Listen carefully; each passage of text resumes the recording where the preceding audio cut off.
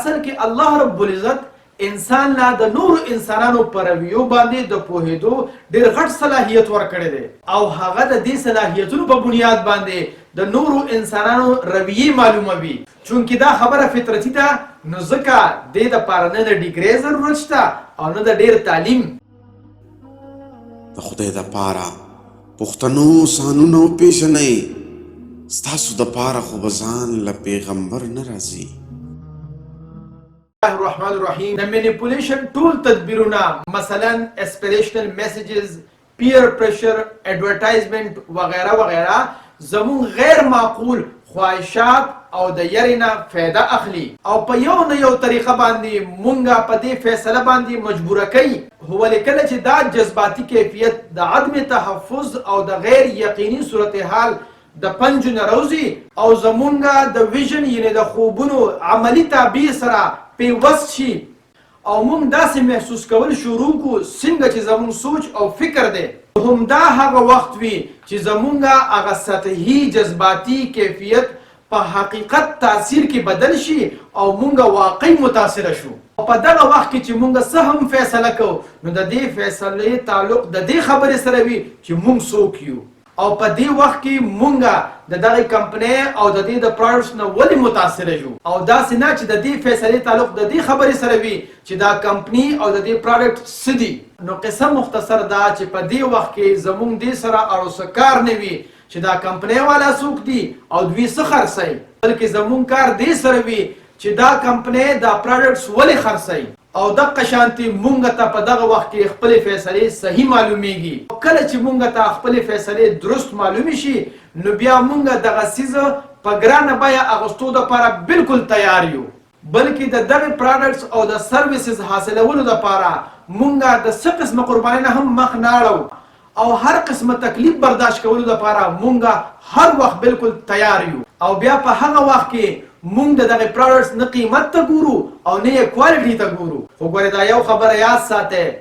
د دې هرګز دا مطلب نه دی چې د یو پروډکټس یا د سرویسز د معیار او د قیمت او د خصوصیاتو اهمیت نشته، بلکې دا څیزونه خو د بزنس شروع کولو دپاره ضروري دي. ولې د دې بزنس د لانګ ټرم کامیابۍ دپاره د دې مقصد په واضحه توګه باندې پکار دی او بیا د دغه مقصد لاندې دا بزنس چلول پکار دی. نو هله به زمونږ په لیمبیک برینډ کې د دغه کمپنۍ او د دې پروډکټ سره د وفادارۍ جذبات پیدا کیږي او دا د لیمبیک برین هغه احساسات دي چې د وفادارۍ او د اعتماد جذبات پیدا کوي او د داسې قسمه وفادارۍ احساساتو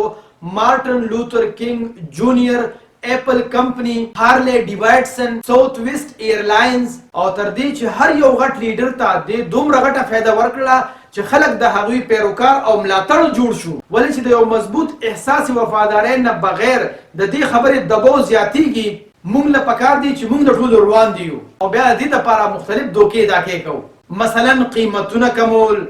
یا د معیار خبره کول یا ایڈورټایزمنټ باندې فوکس کول یا واړه واړه خصوصیات په خپل پروډکټس کې پیدا کول وغیره وغیره. او دا یو اټل حقیقت دی چې د وفادارۍ جذبه د اغوستونکي په ذهن کې موجود وي، د خرڅونکي په ذهن کې نه. او صرف په ظاهري او څو فیضو باندې خلک په دې کنوینس کول ډیر زیات ګران کار دی چې ستاسو سرویسز او پروډکټس د هغوی دپاره ډیر زیات ضروري دي. ولې چې کله ستاسو مقصد او د اغوستونکي مقصد یو شانتي شي نو هله به ستاسو پروډکټس او سرویسز اغوستونکي ته اتنټیک او قابل بروسه معلومیږي. نو هغوی ته ستاسو په وای، په هاو او په وټ کې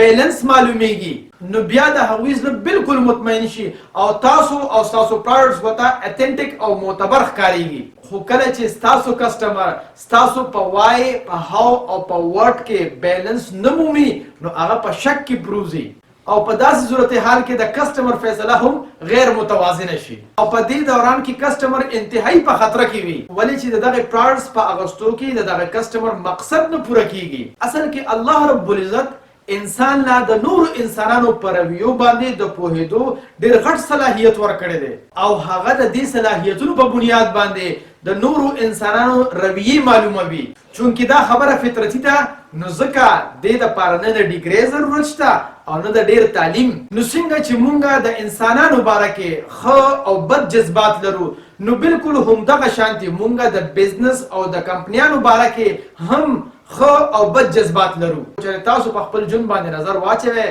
نو ضرور به په یو نه یو موقع باندې تاسو عمده خبره محسوس کړې وي چې په یو سړي باندې به تاسو اعتبار کولی شئ او زړه به مطمئن وي. نو د یو سړي باره کې به تاسو داسې محسوسوئ چې په دې سړي باندې اعتبار کیدی شي او د بل سړي باره کې به داسې محسوسوئ چې په دې سړي باندې اعتبار نشي کیدی. حالن کې په یو باندې اعتبار کول او په بل باندې اعتبار نه کول واضح ثبوت به تاسو سره نه وي او دا احساسات مونږ بالکل په هغه وخت کې هم محسوسو کله چې د سړو په ځای باندې مونږ سره کمپنی نه یو نماینده د بزنس لپاره مونږ سره ډیلینګ کوي او خپل سرویسز یا پروډکټس په مونږ باندې خرڅوي او دا زمونږه یو فطري صلاحیت دی چې مونږه د مخامخ کس ښه او بد احساسات محسوسو. خدای دې کړي که هغه مخامخ انسان وي یا کمپنی وي او همدا وجه ده چې مونږه په دې ګولډن سرکل کې بیلنس ضروري ګڼو. ولی چې دا ګولډن سرکل مونږ ته دا ښیي چې دا مخامخ کس زمونږه په معلوماتو باندې څومره پوهیږي او هم د دې وجې نه هر یو فرد او ادارې ته پکار دي چې خپل مقصد د جوړولو وجهه او یقین په واضحه ټکو کې بیان کړي او هغوی له د دې خبرې په خاص توګه باندې خیال ساتل پکار دي چې هغوی څه وایي یا کوي د هغې نه د هغې کمپنۍ او د ادارې مقصد بالکل واضح کیږي او په دې بنیاد باندې به هغه کمپنی او اداره اتنټیک او مستنده ګڼلی شي. نو هله به